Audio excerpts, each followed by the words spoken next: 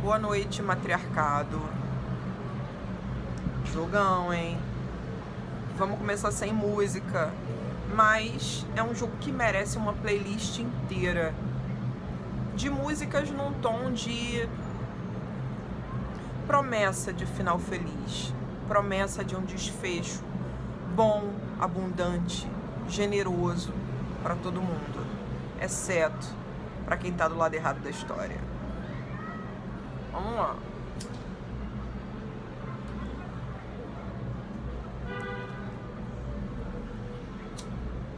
É um jogo que tem uma mensagem que chega a ser óbvia.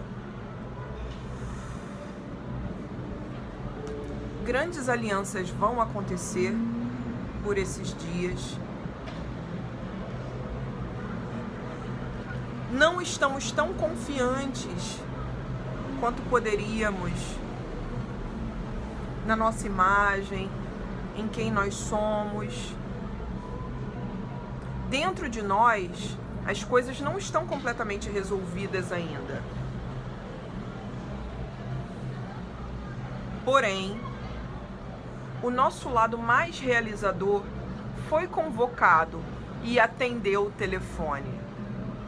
Na semana passada, o Rei de Paus se levantou desse jogo e agora ele é o porquê, ele é a razão pela qual as coisas estão acontecendo. Quem se levanta desse jogo é o arcano da sacerdotisa. A gente vê aqui, além da força das mulheres, uma tendência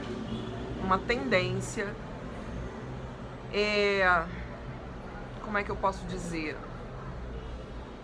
A gente manifestar de fato esse resultado, esse cenário que a gente quer que aconteça, como num grande passe de mágica. E a título de complementação, vem o 2 de Paus nos dizer que a gente se reconecta com a nossa missão. A gente entende, aceita, acata, renova o vínculo com a missão, com o propósito, com o sonho, com aquilo que nos move. A mensagem é simples, é essa, tá dada. Agora o que a gente vai fazer é destrinchar cada uma dessas cartas aqui. Num nível individual e num nível coletivo. Porque eu acho que, como são cartas grandes, né? Eu já falo isso para o laboratório desde o início. Desde que o laboratório começou, eu comecei a perceber que as cartas altas, as cartas de finalização de jornada, ou os arcanos maiores, quando o jogo tem muitos arcanos maiores, nós estamos diante de grandes acontecimentos. Bem,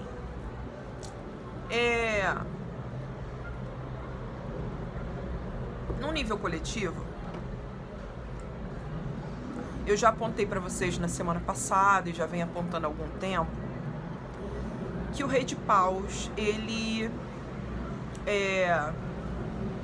me remete muito à figura do Lula, porque é o rei das multidões. E na semana passada é isso, ele foi mexido. Ele é a última carta do jogo da nossa semana anterior.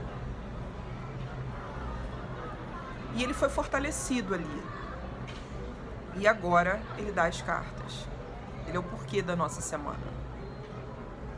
Então eu acredito que dentro da corrida eleitoral vai ser um momento de muito fortalecimento da figura do Lula.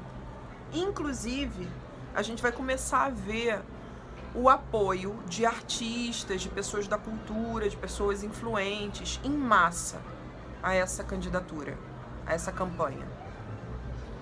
Candidatura não, já estamos em fase de campanha, né?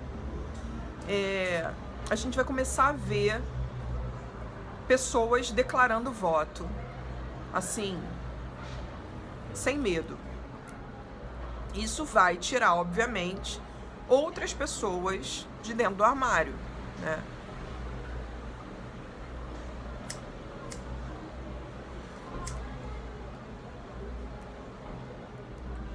que eu acho isso? Não só porque o Rei de Paus é uma permanência do jogo da semana passada.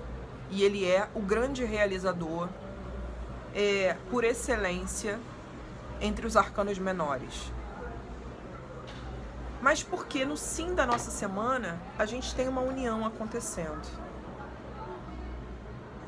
Uma das uniões mais especiais do tarô mitológico, que é quando o mito de Eros e Psique chega ao final. Como eu descrevo para vocês, é o finalzão de novela, em que ela aparece aqui pela primeira vez com asas.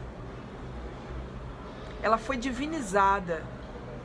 Depois de uma jornada onde essa mocinha foi abandonada pelos pais, ela já começa a jornada sofrendo. E ela foi abandonada pelos pais porque não arrumava um casamento. Então ela já começa a jornada com aquela marca da socialização feminina. Você veio para casar. Se você é uma filha que não se casa, você está nos dando trabalho. Você não tem um futuro. Então os pais começam a achar que tem algo de errado com ela. Como é que essa menina não se casa sendo tão bela? Todos os caras, todos os poetas da vizinhança estão aqui todo dia fazendo sarau, fazendo seresta para minha filha, rendendo homenagens a ela, dizendo que ela é comparável à própria Afrodite, e nenhum desses mela-cuecas se casa com a minha filha. O que está acontecendo? Então tem algum problema, né? É assim que pensam os pais de Psique. E aí eles vão ao oráculo. O oráculo diz: sua filha não está prometida para nenhum humano. É por isso que ela não se casa com ninguém. O destino da filha de vocês é se casar com Deus. Vocês vão ter que entregá-la como uma oferenda em cima do penhasco tal, não sei aonde, de frente para o mar, assim, assim, assim. E eles vão lá e fazem a oferenda da própria filha a esse Deus. E esse Deus vai lá buscá-la. Só que esse Deus, ele é o filho de Afrodite. Ele é Eros, é o Cupido, é aquele que é responsável por inspirar amor nas pessoas, amando da sua própria mãe. E ele só vai lá flechar a moça, pegar a moça, porque a mãe dele tá do outro lado, no outro núcleo, no núcleo Olimpo da história, puta da vida, porque existe uma mortal tão linda que está sendo comparada a ela pelos poetas. Afrodite manda o filho dar o jeito dele e se desfazer da garota, mas ele não faz isso porque ele chega lá e ele se apaixona loucamente pela garota.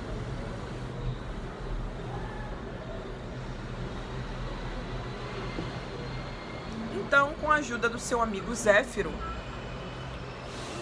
que manda um vento na direção da menina, ela sai voando pelos ares e desmaia e cai no Olimpo, dentro do palácio de Eros.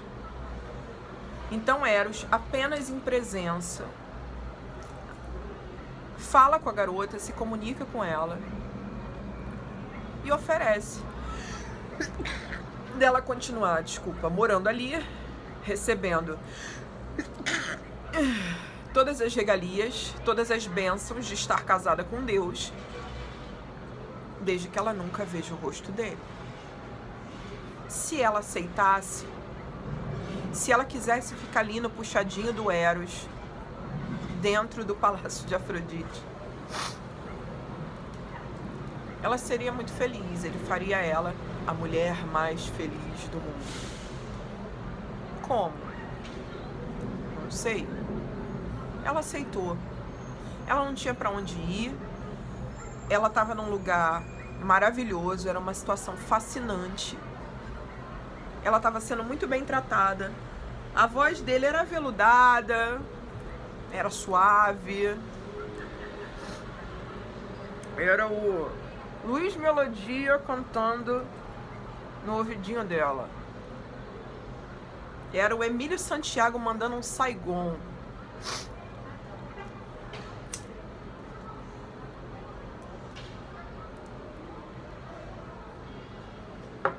Aí ela fica com o boy. Senta no boy, sem ver a cara do boy. Chupa o boy sem ver a cara do boy. Acaba com o boy.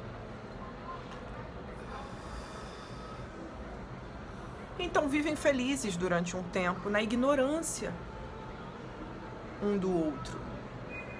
Nem ela vê o rosto dele, nem ele lida com ela depois de ter visto o rosto dele. Um não sabe de fato quem o outro é, mas estão enfeitiçados pela paixão. As irmãs dela descobrem onde ela tá e vão lá fazer a fofoca. O que tá acontecendo? Batem a porta. Você tá doida? Como é que você tá casada com um cara que você não vê o rosto dele? Como é que você veio parar aqui? Você tá maluca? Toma uma atitude nessa vida, mulher. Bota uma jaqueta. Tá frio pra caralho? E toma uma atitude na vida. Então, ela vai lá e vê o rosto dele enquanto ele tá dormindo. Ele tá descansadão. Deu 2 em sequência. E acaba pegando no sono, esquecendo que ele tá na forma carnal dele. Então ela vê o rosto dele e vê que ele é muito lindo. Só que ele percebe a movimentação dela. Se sente traído. O acordo foi descumprido. Ela não podia ver o rosto dele. E ele vai embora, bate suas asas. E ela cai do precipício. Ela cai da sacada do puxadinho onde ela mora, no Olimpo. E aí começa a saga da nossa heroína em buscar esse amor, reaver esse amor. E ela vai pedir ajuda à própria deusa do amor. E a deusa do amor é a sogra dela. E a sogra zoa ela o quanto ela consegue. Ah, você quer o amor do meu filho? Então eu vou te dar algumas tarefas para você cumprir. Se você conseguir cumprir, você vai ter o amor do meu filho no final. Faz o Luciano Huck com ela. E ela vai lá cumprindo as tarefas com a ajuda do próprio Eros. A última tarefa, como a gente sabe, é descer ao inferno, descer ao mundo dos mortos e falar com a própria Perséfone. E pedir um pouco da beleza da Perséfone para levar para Afrodite. Essa é a ordem que Afrodite dá a Psique. E a pobre vai. Vai já sem esperança, sabendo que ninguém desce ao mundo dos mortos e volta impunemente, não é assim. Pode nem voltar. Só em casos muito especiais.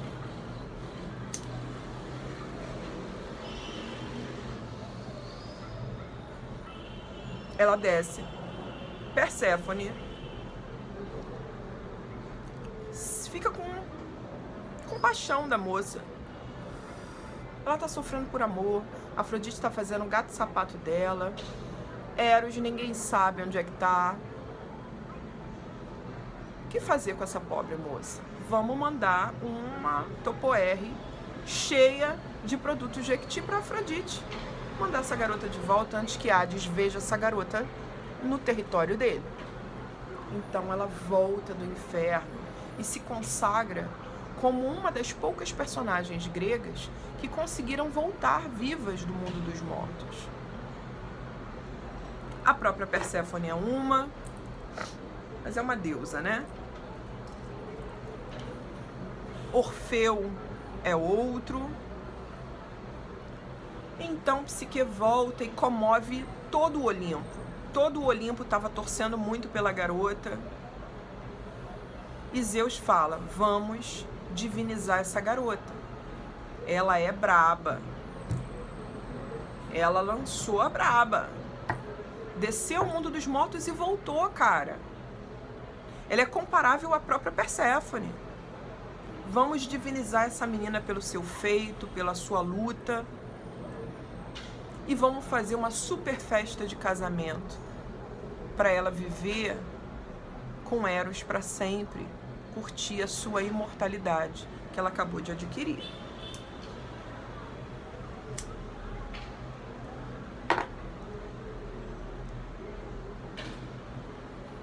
O 10 de Copas é o retrato dessa cena.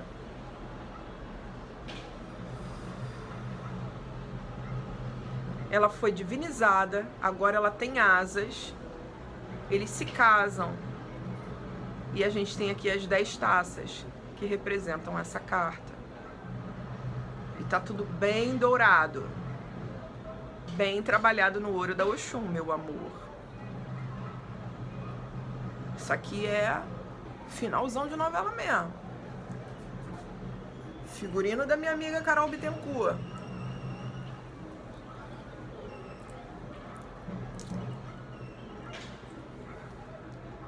Esse é o sim da nossa semana. É um grande sim de final de jornada. Ele abençoa todas as jornadas que foram vividas com o coração. Todas as jornadas onde a gente depositou a nossa verdade. Você investiu teu amor, teu afeto, tua fé, tua esperança em algum caminho. Que caminho é esse? Não necessariamente o 10 de Copas está falando de vida amorosa. Ele pode falar. Ele vai se manifestar de maneiras diferentes na vida de diferentes pessoas, e essa é a graça do meu projeto. Foi para isso que eu criei esse projeto. Para que eu possa realizar jogos coletivos, jogos que conversem com um grande número de pessoas e ver esses arquétipos se manifestando na vida dessas pessoas de diferentes maneiras, trazendo as suas medicinas, as suas filosofias, os seus conselhos para movimentar a vida daquela pessoa, para fazer aquela pecinha ali girar. Cada arcano move uma pecinha dentro de nós. Os arcanos bons, os arcanos que vocês considerarão ruins, que eu mesma considero pesadíssimos. Eu assisti Sandman, né?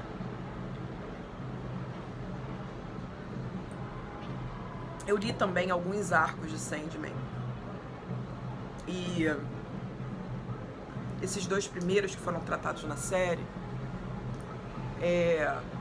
Prelúdios e Noturnos e Casa de Bonecas,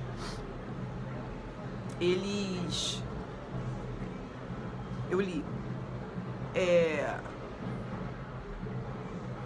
Eles te introduzem, né, no universo de Sandman. Tem um trecho em que o Dream fala pro Coríntio. Na verdade, ele está conversando sobre a natureza dos sonhos e dos pesadelos. E ele fala que os pesadelos, eles têm uma função de espelhar, de refletir para a humanidade aquilo que ela não está conseguindo, aquilo que ela não quer ver, aquilo que ela tem dentro de si que não é bonito, que carrega, né, que está ali armazenado no inconsciente e que precisa ser esfregado na cara dela para que as coisas se movimentem. Então, os pesadelos têm a sua função, assim como os sonhos têm a sua função. E da mesma forma, os arcanos que nós consideramos negativos, eles têm a função de mostrar pra gente coisas que a gente não tá querendo mesmo enxergar. Coisas que não são muito bem-vindas, mas que a gente precisa trabalhar. Esse jogo é um jogo que só tem cartas que eu considero extremamente positivas. Não são um pouquinho positivas, não. São todas sensacionalmente positivas. Isso significa que só vai acontecer coisa boa na nossa semana? Não. Não. Não. para a coletividade. Se você for olhar as notícias, você vai continuar vendo coisas absurdas, terríveis, cruéis. É o mesmo mundo de sempre. Só que o que a gente tá sublinhando agora, e nestes dias agora, é dessa natureza, dos grandes finais, dos finais felizes aos quais nós temos direito. Então, 10 de copas, que é esse grande final feliz que aparece no sim do jogo, ele não vem necessariamente para te dizer, olha, nesta semana você vai se casar, você vai ficar rica, você vai conseguir o emprego dos seus sonhos. Não é isso. Mas isso aqui, esse território dos sonhos realizados, esse horizonte, ele está sendo balançado diante dos seus olhos. E é possível que para que a gente materialize esses finais que a gente deseja, pelos quais a gente vem lutando há tanto tempo, que grandes alianças, grandes abraços, entrelaçar de mãos aconteçam.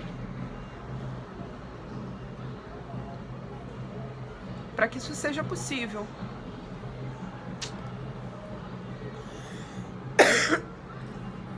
É uma carta onde não é só o final feliz dela, é além até daquilo que ela estava pensando, desejando para si. Não é entregue a ela só o casamento que ela queria tanto. Ela tem de volta a si mesma, porque ela deixa de ser refém dessa história toda, ela escapa das garras de Afrodite, que estava bagunçando com ela, ela volta viva do mundo dos mortos e nunca mais vai morrer na vida, ela foi imortalizada por Zeus. E ela se casa, é uma coroação, ela se torna uma divindade. Aquilo em que ela vem investindo tanto emocionalmente, de repente, manifesta uma realidade para ela com ares de eternidade. Como se um espaço fosse definitivamente ocupado, preenchido. Alguma coisa fosse resolvida, curada em definitivo. Eu tô falando dessa maneira para vocês entenderem que é isso, é muito além do o grande casamento do naipe do amor. É muito além disso. É uma linha de chegada onde a gente pode se casar internamente consigo.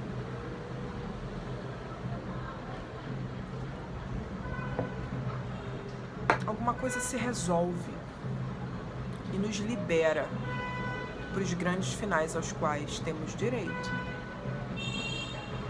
É uma carta onde você pode se deparar com uma proteção espiritual extra. Muita gente, para quem essa carta sai, precisa, por exemplo, realizar uma obrigação religiosa,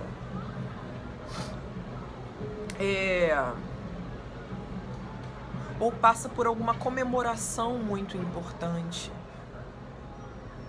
com ares de coroação. Pode ser que seja uma festa de formatura, uma gravidez, um casamento, que é a imagem mais clássica. Pode ser o lançamento de uma determinada obra.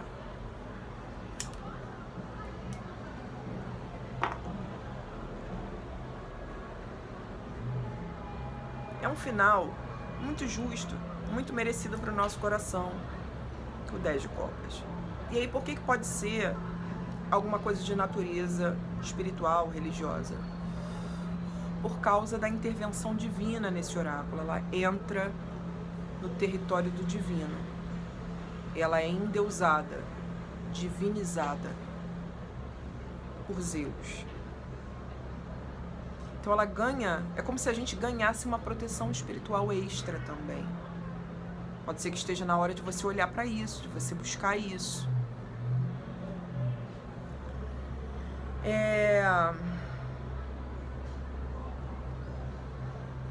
Ela pode falar que grandes parcerias nascem por esses dias. Você pode se conectar de repente às pessoas certas que vão te ajudar a virar determinadas chaves, que vão te passar a visão, que vão te ajudar a realizar algo. Os grandes companheiros de jornada se mostram, tem possibilidade de se mostrar quando essa carta aparece. É o cenário ideal.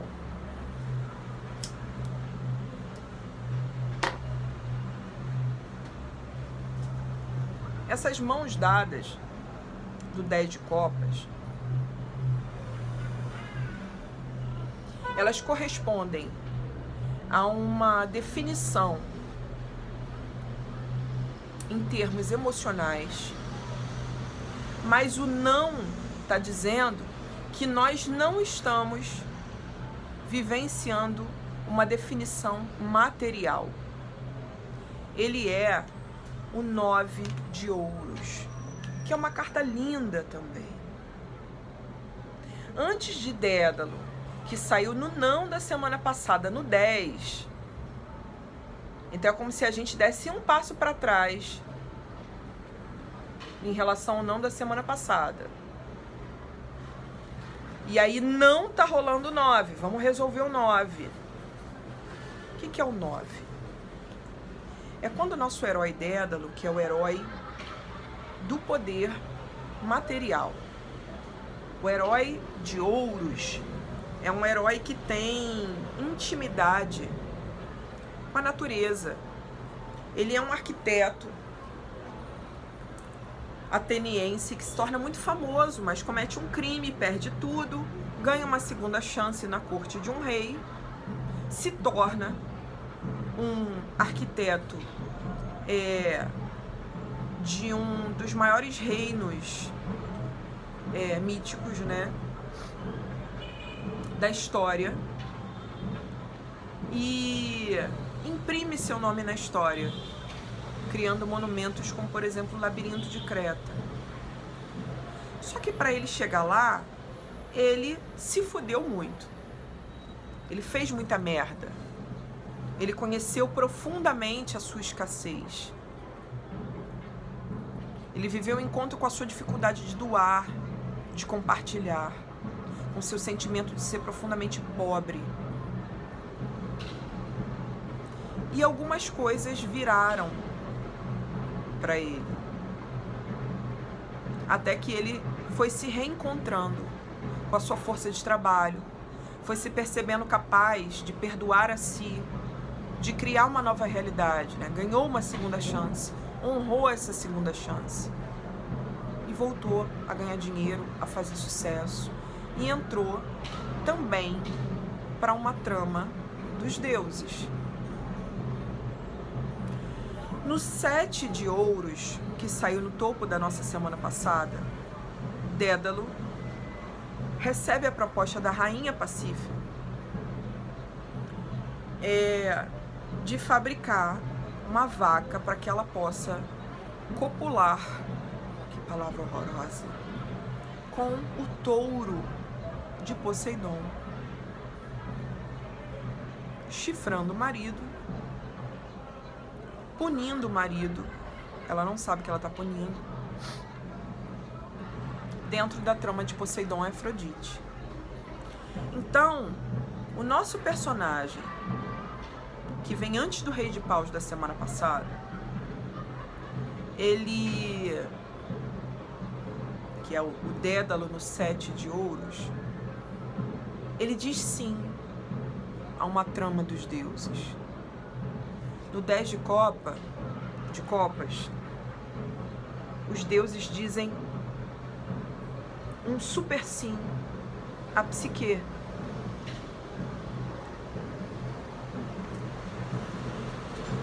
Mas aí a gente lida com 9 de ouros no não. Não estamos perto de cruzar uma linha de chegada material.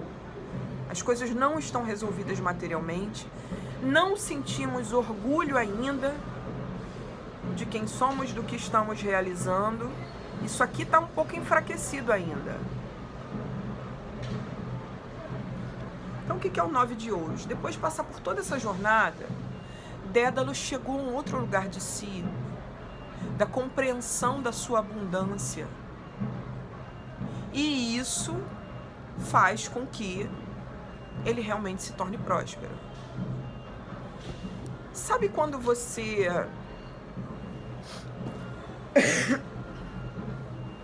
quer muito chegar a um determinado lugar material?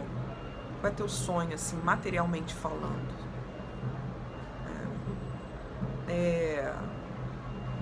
Você quer comprar um apartamento, você quer comprar um carro, você quer viver viajando, você quer chegar àquele trabalho, estar próspera, bem, dentro daquele trabalho que você vem batalhando, empreendendo para acontecer. Bota aí um desfecho material qualquer que você queira muito.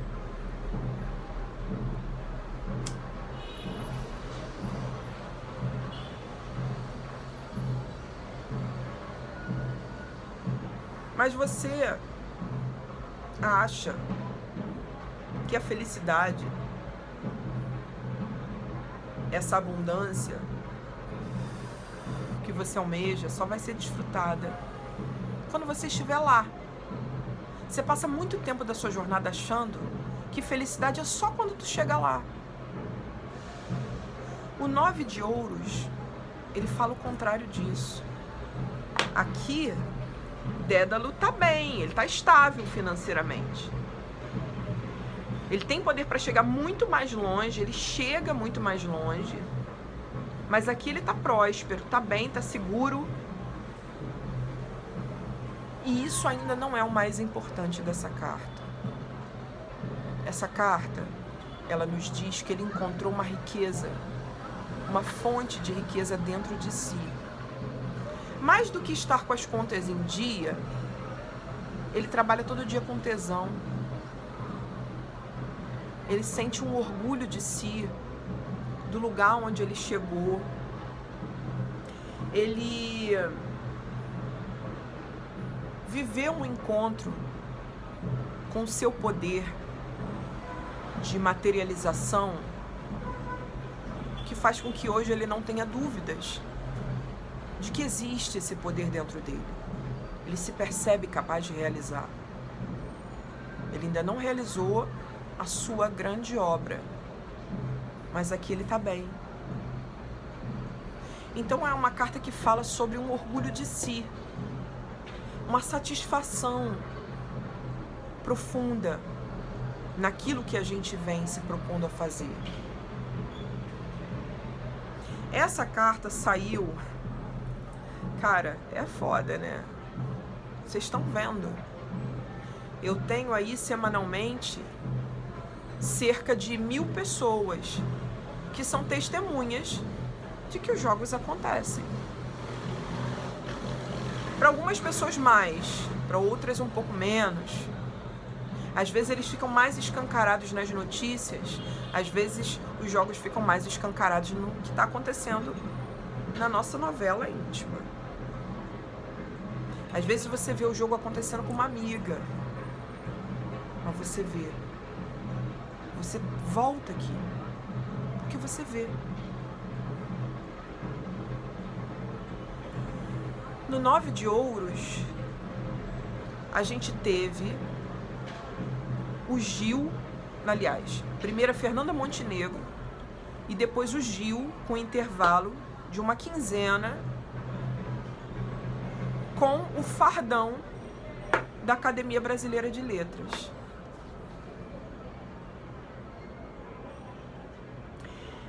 Essa carta foi representada pelas autoras do tarô mitológico como sendo, né, o Dédalo, ali quase no seu finalzão de jornada, mas já muito orgulhoso de si, vestindo um manto dourado. O manto do naipe. Ele já entendeu tudo.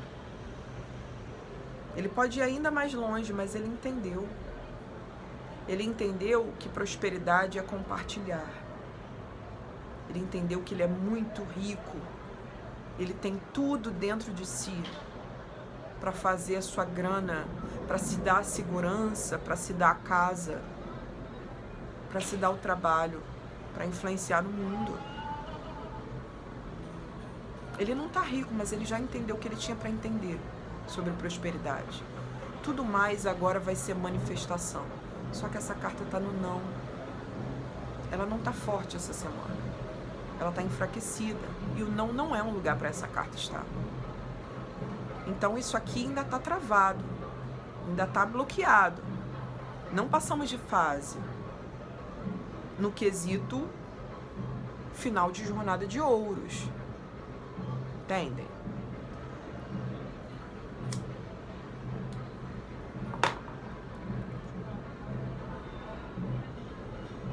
Assim como, em termos coletivos, o brasileiro também não tem como sentir orgulho de si.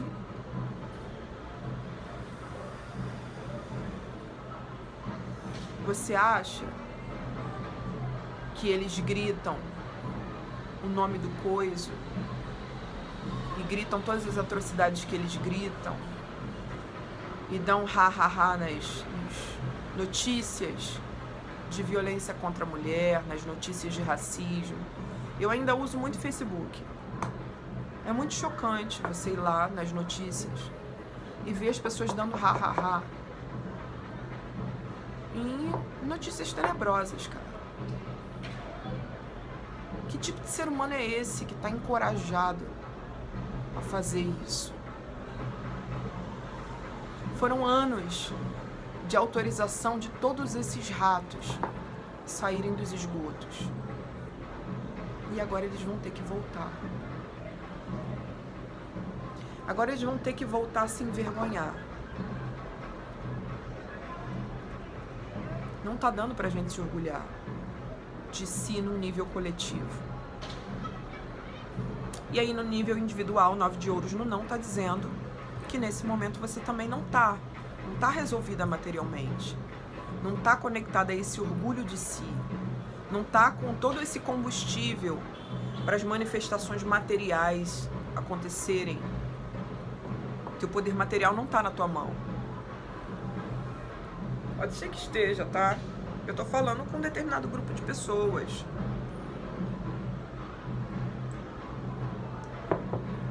E aí o 9 de ouros vai se comunicar com você de uma outra maneira. E você, por favor, me conte. No porquê, a gente tem o Rei de Paus. Talvez o 9 de ouros esteja dizendo, no não, para quem tá bem materialmente, para quem tá seguro no que faz, que olha, existe um degrau além ainda. Não é só o 9. O 9 não é o fim de jornada. Tem algo a mais. E aí no porquê esse algo a mais, esse cara que sempre vai além e que faz a gente acreditar que a gente pode ir além, ele sai. Bem no porquê do jogo, Teseu, o Rei de Paus, é o cara que não apenas se torna rei. Todo mundo ao redor dele, todos os reis e rainhas, estão com ele. Ele se torna o rei dos reis. Ele desloca a importância política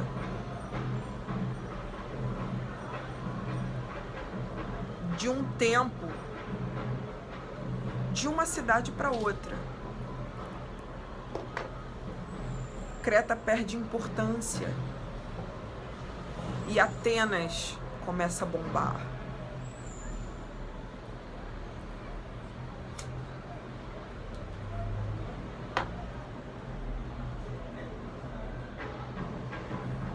Nosso rei de paus, Teseu, ele é um cara que ama as aventuras. E é por isso que ele recebeu dos autores desse oráculo esse título. Ele mereceu ser coroado como rei de paus.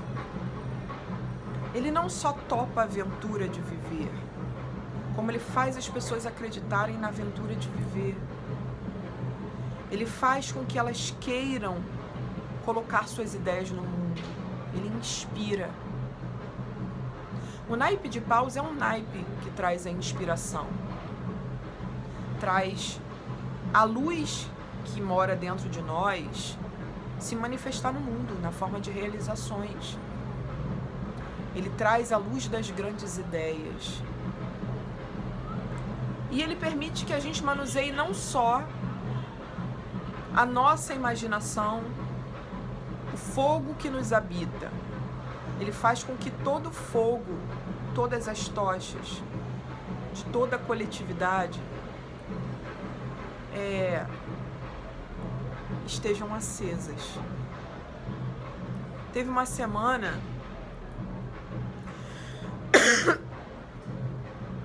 que eu acho que foi a semana que aquele rapaz do Foo Fighters morreu, em que ele foi homenageado em um festival, se não me engano, na Colômbia. Eu acho que foi na Colômbia que ele morreu, né? Ele foi homenageado. Quando rolaria o show deles, né, o palco ficou vazio e o público acendeu velas e colocou ali ao redor do palco, ou a produção colocou, mas foi uma grande homenagem onde eles instrumentalizaram o elemento fogo. Isso é um ritual. De onde tiraram isso? Tiraram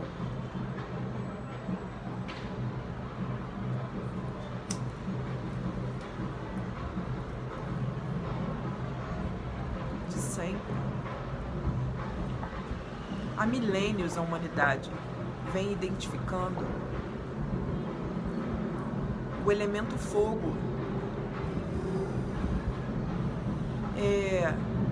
como sinônimo de manifestação, de brilho, de luz, de revelação, de palco. Se não me engano, na semana em que isso aconteceu, a gente teve a rainha de paus, o trono anterior ao rei, não em importância. Para mim não tem hierarquia entre rainha e rei. Eles cumprem funções diferentes dentro da corte. O rei é o final de jornada porque a rainha dá luz a tudo. E o rei administra aquilo que a rainha coloca no mundo. Ele pega as bênçãos da rainha e distribui para a coletividade. Ele coletiviza o processo do naipe, entende? Então esse rei, o que ele faz é pegar todos nós que estamos vivendo nossa jornada de paus, nossa luta aí pra gente colocar nossos projetos, nossas ideias no mundo, nossos dons. Ele pega essa luta de todo mundo e fala: vem todo mundo por aqui, tá todo mundo no mesmo barco. Ele é um grande líder, ele comanda a multidão, ele é absolutamente carismático. É como se ele personificasse o elemento fogo.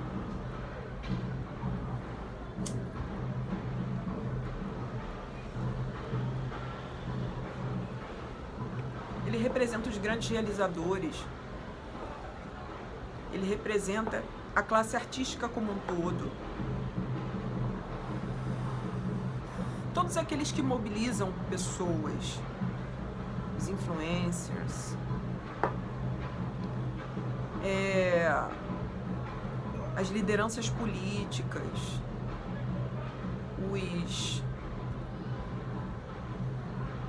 a grande mídia, tudo isso é rei de paus. Todo o espetáculo, toda a mobilização de ideias é rei de paus. Aliás, é rei de paus. Então, ele é o porquê desse jogo, ele é a razão pela qual tudo está acontecendo. Há uma grande união que está chegando, ou está acontecendo, ou vai acontecer, ou a gente avista por esses dias. Essa união movimenta os interesses do rei de paus, torna o trono máximo de paus possível. E é preciso que isso aconteça, porque ou não estamos sentindo orgulho de nós, conseguindo entender nossa fonte inesgotável de materialização,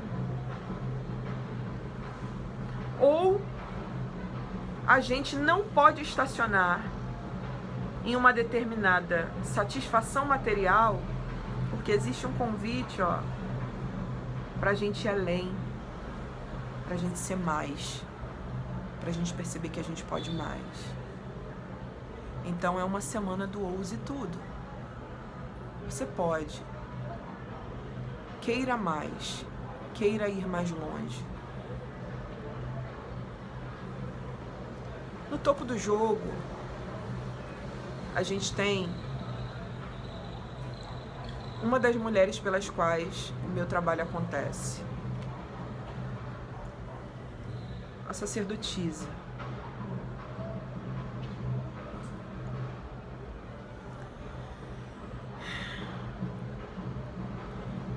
No tarô mitológico, a sacerdotisa é Perséfone. Essa mulher que pegou na mão da Psique e disse a ela: eu vou te ajudar. Eu vou te ajudar. Você não precisa ficar sofrendo. Você não tem que estar aqui no mundo dos mortos. Você não tem que descer ao seu inferno por amor. Mas já que você está aqui, vem enxergar alguns dos seus demônios. Eu te mostro. E volta. Sobe a escadaria. Volta maior para a luz. Eu te ordeno. Você não desce aqui ao submundo impunemente.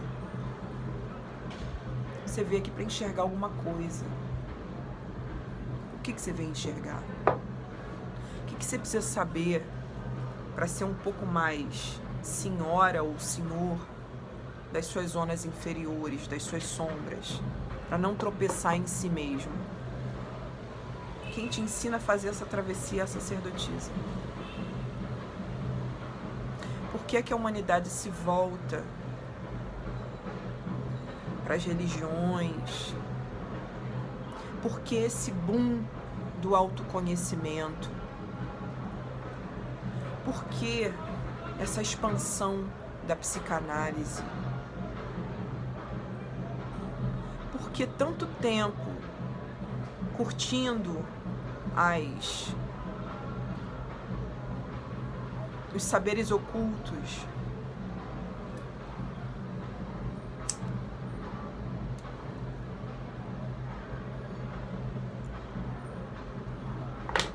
O que a gente quer enxergar?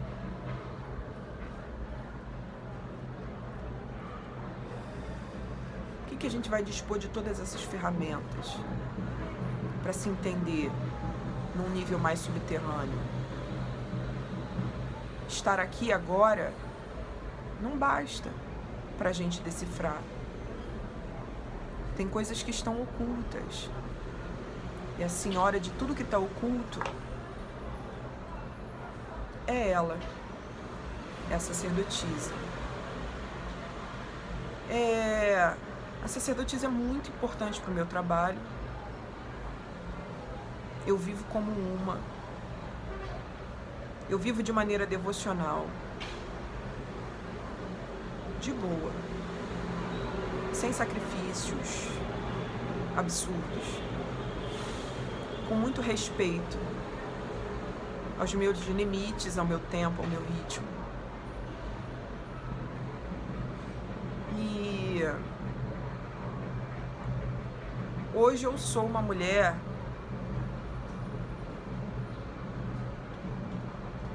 que acredita na autonomia espiritual das mulheres. O que você está vindo aqui buscar, aquilo sobre o que você está vindo conversar comigo, aquilo que esses vídeos todos estão movimentando na sua vida, essa conexão aí que te abre todo um campo simbólico dentro da sua vida para você entender, isso aí é um legado, é um presente que a humanidade deixou para si mesma. Uma biblioteca oculta, onde está o registro de tudo o que rola nesse território chamado inconsciente coletivo.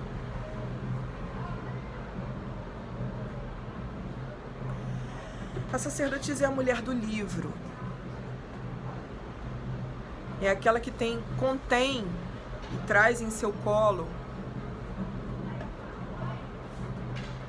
todo o saber oculto de todos os tempos da humanidade. Ela sabe tudo. Essa é a sacerdotisa mítica, arquetípica. Beber dessa fonte, ir até esse símbolo, se perceber dentro dele, se ver refletida nele, é hoje viver como uma mulher que está em busca de si, para ocupar o seu espaço no mundo melhor. É a mulher que não quer mais tropeçar onde as suas ancestrais tropeçaram. Ela quer cometer novos erros, não os mesmos. E isso nos une. Somos sacerdotisas. Há homens também me assistindo. Vocês também estão vindo buscar isso. Esse mesmo saber. Não é a mim que vocês estão vindo buscar exatamente. É dessa mesma fonte que eu bebo. Porque não é minha, é nossa. É um presente da humanidade para si mesma. Nos mitos, nos símbolos, nos oráculos, estão representados todos os grandes mistérios que dão conta de abastecer esse diálogo profundo que a gente pode tecer consigo. Os oráculos, eles são instrumentos ou alfabetos simbólicos que nos ajudam a conversar com a gente no cotidiano.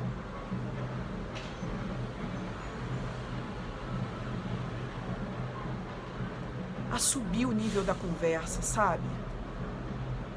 Quando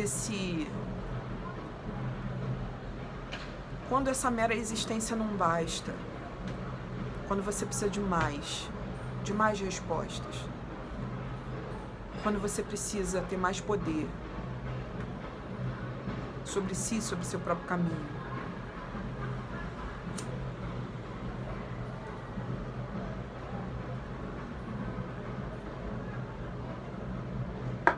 sacerdotisa se levanta desse jogo.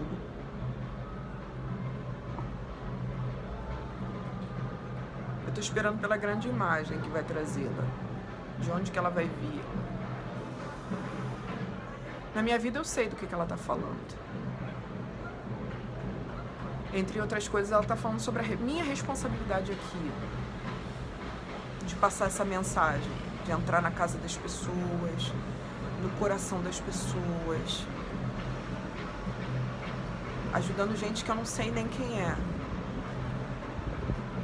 Por ter coragem de colocar um pouco da minha cara, da minha experiência no mundo. E eu não sou superior a ninguém, não. Todo mundo tem algo que possa doar. E quando a gente acredita que pode doar, que pode pegar isso a que a gente se devota, isso que a gente traz de bonito e compartilhar com o mundo, quem é alcançado, quem tem que ser alcançado, vai ser. Você já é ali um agente de transformação. Não importa em que escala. Então é preciso acreditar muito no que você está trazendo, na tua singularidade.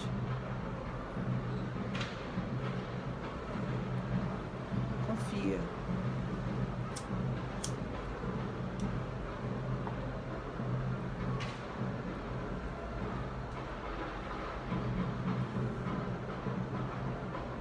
As sacerdotisas caminham atentas ao oculto, ao sombrio, à natureza, à dimensão mais profunda de todas as coisas. Elas caminham atentas aos mistérios. Na semana passada, eu joguei para uma pessoa muito querida.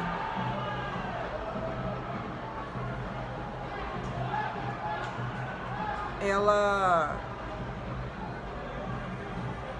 confia muito no que eu venho fazendo, no que eu venho produzindo, a gente conversa sobre isso. E ela me perguntou algumas coisas sobre que ela vem de uma formação cristã. Me perguntou algumas coisas sobre como conciliar crenças tão diferentes que existem dentro dela. Por exemplo, em Jesus e, sei lá, em Kuan Yin, em São Miguel Arcanjo e na Cabocla Jurema. Bom, dentro da Umbanda, tudo isso é possível. A minha fé é muito plural, né? Eu já nasci dentro de uma religiosidade muito, muito plural. Então, para mim, tudo é o divino. Tudo é o divino.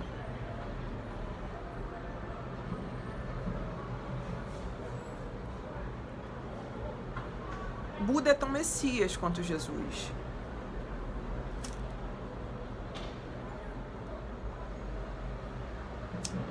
Krishna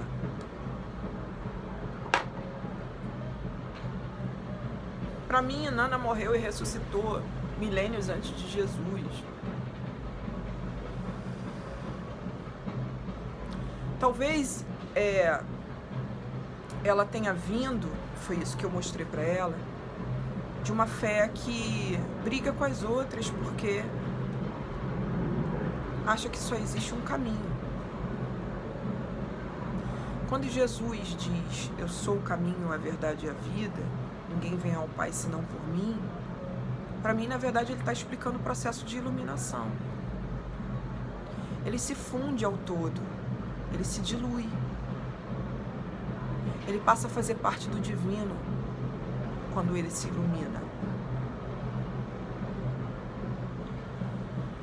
Então é claro que se você acessa a verdade divina, você acessa Ele. Para você fazer o caminho até o divino, você passa por Ele. Ele não é nada inseparado da vida, da fonte da vida.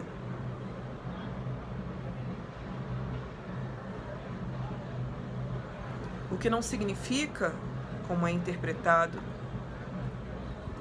pela maioria dos cristãos, que só Ele seja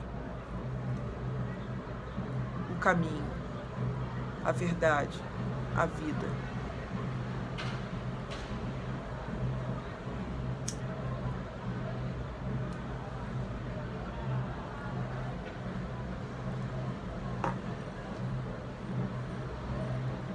Eu acho cada vez mais importante, nós mulheres, eu sei que a maioria que está me assistindo é mulher, os homens também, mas eu tenho muita consciência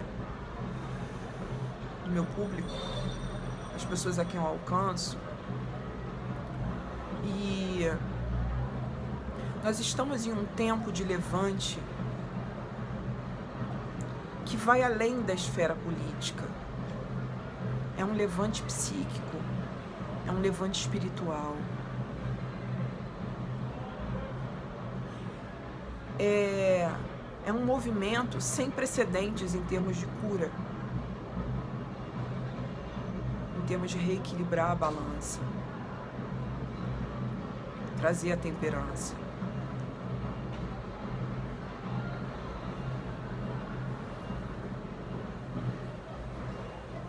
Então, para mim, são sacerdotisas todas aquelas que estão dispostas a reaver um direito à sua própria busca espiritual.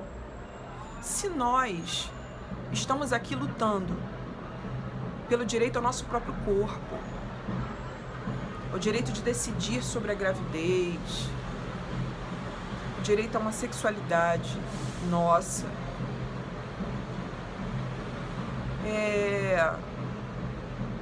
enfim, direito a ter a nossa integridade física amplamente respeitada, nosso consentimento é respeitado desde a nossa formação. A gente não está aqui lutando por toda essa liberdade no que diz respeito à materialidade do corpo. Eu acredito que a figura da sacerdotisa que atravessa os tempos, ela abre espaço para outros níveis de autonomia que nós estamos disputando. A gente está indo em busca de um exercício da nossa autonomia espiritual, simbólica, existencial, de interpretação da vida.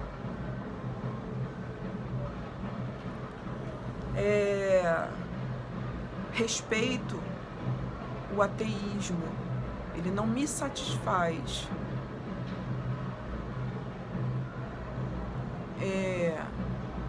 Acho muito triste quando ele bate de frente para ridicularizar nosso processo de construção dessa autonomia espiritual em larga escala. A fé é um direito nosso. E nós podemos querer vivê-la fora das instituições religiosas, sobretudo as monoteístas, que têm uma base mais patriarcal. A gente pode se experimentar, assim como a gente está lutando por essa liberdade em relação ao corpo, também estamos nos apropriando do nosso espírito. Então a gente pode mais, a gente pode se perceber num nível mais profundo. Nós estamos aqui à nossa disposição, somos nossas ferramentas, nosso brinquedo, nossa... Tô tão tensa que eu tô embolando as palavras. Nós estamos aqui, estamos inteiramente à nossa disposição, somos as nossas ferramentas, nossos instrumentos de poder, nosso brinquedo, nosso objeto de estudo, o nosso aparelho para ocupar um espaço no mundo. Então, por que não haveríamos de ser inteiramente nossas? E aí eu acho que a sacerdotisa, em sua contribuição arquetípica à humanidade, ela traz essa força das mulheres, essa força intelectual, essa força mais sutil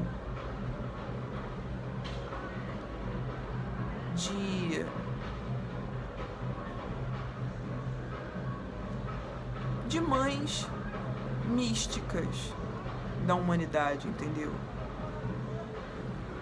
Trazemos em nós esse poder, essa capacidade reprodutiva, em torno da qual houve tanta exploração ao longo de milênios. Essa mesma capacidade reprodutiva, num nível simbólico, nos dá esse status que continua intacto dentro do imaginário dos povos originários, de que nós somos as mães, sim, de toda a criação.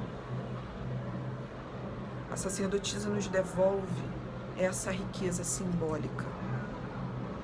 Ela injeta na gente a possibilidade da gente se entender, se pensar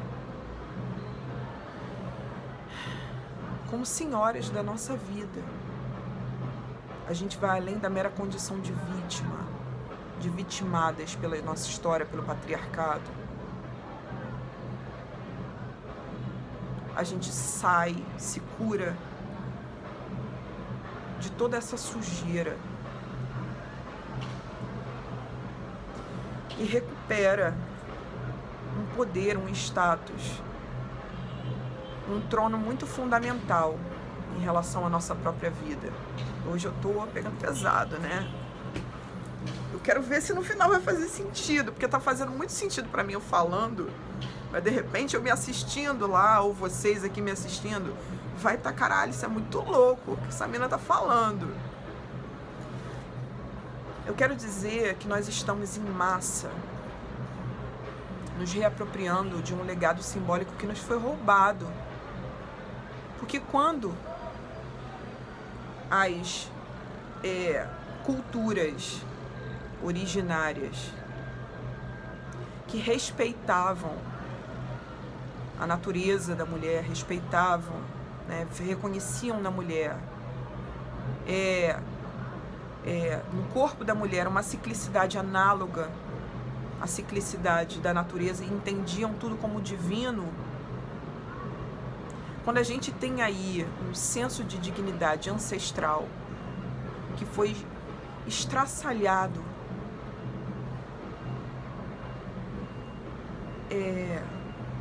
pelas religiões monoteístas de base patriarcal, a gente tem um roubo de outras possibilidades da gente se pensar também diante da existência. Porque se somem com todas as deusas, se abafam, destroem a pluralidade de deuses e deusas para instituir um Deus único,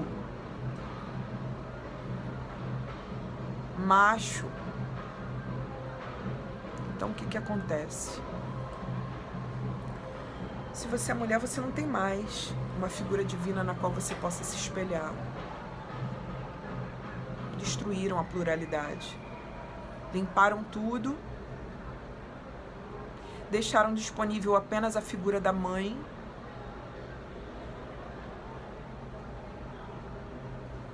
E aí tá, como é que você vai se pensar divina?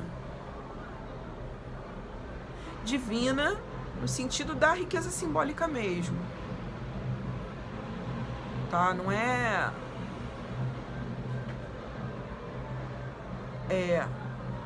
heroína, super heroína, não. E também não teria problema nenhum em se pensar, sabe por quê? Eles não estão aí 50 anos na cara curtindo super-heróis. Não são décadas e mais décadas de super-heróis masculinos nutrindo essa força da imaginação entre os homens. Nossa, 1h10 já de live, de vídeo. E a gente tem poucas heroínas realmente nas quais a gente possa se pensar para ampliar nossa imaginação. Então, é isso. As nossas representações foram empobrecidas, hipersexualizadas, inferiorizadas. A sacerdotisa, ela multiplica nossas possibilidades de sermos mulheres porque ela faz a gente se voltar para toda essa imensidão que as deusas podem nos oferecer. Não que só existam sacerdotisas quando a fé é plural. A gente tem também as tiazinhas, por exemplo, da igreja, as beatas. Mas é a mesma força sacerdotal que está na mulher. É a mesma riqueza devocional ali. Não tem diferença nenhuma. Sei lá, isso parece tão nosso. Eu conheço também grandes sacerdotes, grandes homens que estão indo em busca de si mesmos nesse nível espiritual. Meu babalaô mesmo é um cara de pouquíssima diferença de idade em relação a mim. Que ser humano, que homem espiritualizado. Ele é incrível. Conheço muitos.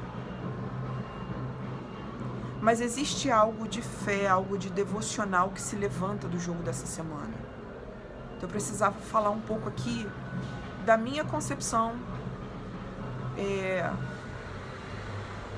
de autonomia espiritual. Quando se fala em sagrado feminino, que é um termo que foi popularizado de uma forma muito esquisita e também sofreu muito deboche, muitos ataques. Mas quando se fala de sagrado feminino, que a gente está falando na verdade, dessa consciência a respeito de que todas as deusas da história da humanidade são uma. São faces de uma mesma força feminina. E essa força feminina, ela foi esmagada historicamente. Ergueram barreiras gigantes para que a gente não acessasse essa fonte. Mas a gente está aqui, sendo sacerdotisa do nosso jeito, dentro do nosso tempo, dando um 2 e lendo o tarô da semana. E fazendo, enfim, entregando um recado, movimentando o que precisa ser movimentado. E aí a sacerdotisa sai no topo do jogo dizendo não sei o que, dizendo é sério, eu ainda não sei como ela vai se manifestar, eu sei que é ela que se levanta e que eu precisava dizer certas coisas. Acho até que eu fui além, acho até que 1h15, né? Mas eu tô esperando a grande imagem da semana. A grande mulher que pode aparecer, qual é a grande cena. A sacerdotisa se levanta desse movimento de união em torno do Rei de Paus. E aí vem o 2 de paus, que eu tirei a título de complementação, que é o herói de paus, Jazão, lá no início da sua jornada, quando ele foi consultar o seu mestre, o centauro Quiron, para entender o que ele ia fazer da vida dele, qual era o destino dele. O centauro foi consultar o oráculo e disse para ele: cara, você tem que voltar lá nas terras que o teu tio tomou do teu pai, e a partir dali começa a grande aventura da sua vida. Aqui ele vai saber qual é o primeiro grande passo para colocar os pés na sua jornada, que vai levar ele à sua missão.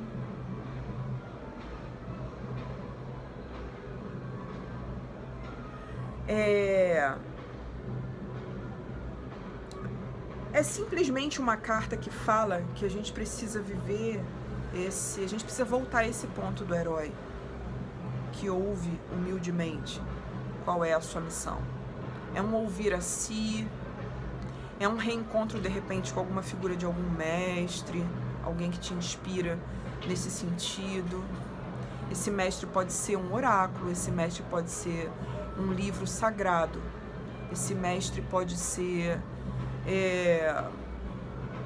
uma entidade, mas de alguma forma a gente volta à atitude de Jazão quando recebe as instruções para o seu caminho. Ó, é por aqui. Esse reencontro com um caminho, com uma direção, com olha, é por aqui, é aquilo que vem a título de complementação nesse jogo, nos explicar que todo esse jogo está acontecendo para algumas pessoas reencontrarem seu caminho, sua luz. Vamos lembrar que é naipe de paus, segunda carta de paus aqui. Então a gente tem a primeira lá da jornada, numerada de paus, que tem o Ás, né? Essa é a primeira carta numerada. E a gente tem um rei no porquê. Então é tipo um início e um final. Muita gente vai se reencontrar com um caminho, com um sentimento de é por aqui, ou se lembrar de qual é a sua missão, se lembrar do que veio fazer, se lembrar de voltar a fazer essa pergunta: o que me move? Qual é a minha missão? Por onde eu começo? O que é? Um início de jornada. É isso. É um jogo que parece óbvio, como eu disse no início. O que eu tô esperando é ver como ele acontece. Eu tô muito curiosa. Algumas coisas na minha vida, né, eu já tô entendendo, mas ele traz imagens muito grandiloquentes. É um jogo grandiloquente. Eu quero ver esse jogo acontecer. Um beijo. Ótima semana pra gente.